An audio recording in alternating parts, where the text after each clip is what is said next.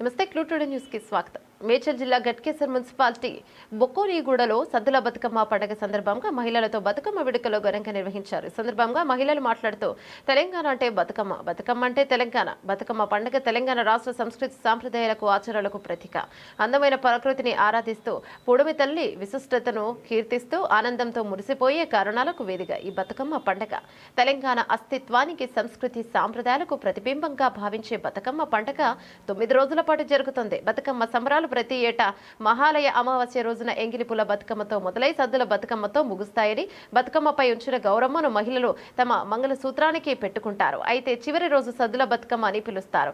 ఆ రోజున దూర ప్రాంతాల్లోని అక్క చెల్లెలు, అన్నదమ్ములు, వదిన మరదలు, చిన్నారులు, బంధువులంతా ఒక చోట చేరుతారు. మహిళలంతా కలిసి ఘనంగా బతుకమ్మ ఆడతారు. అనంతరం దగ్గరలోని చెరువులో లేదా కుంటల్లో బతుకమ్మను నిమజ్జనం చేస్తారు. ఇందులో భాగంగా మక్క సత్తును ప్రసాదంగా అందరికీ పంచిపెడతారు. ప్రకృతి సౌందర్యమైన పూలని గౌరీదేవి అమ్మవారిగా కొలుస్తారు.